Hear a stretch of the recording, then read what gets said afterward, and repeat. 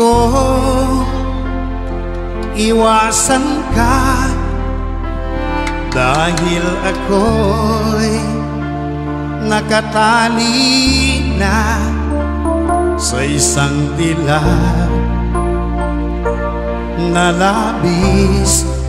Minahal ko ng tapat at hindi magbabago kailan pa man. Ngunit habang tumatagal, sa'kin lalo kang napamahal. Ang puso ko'y nalilito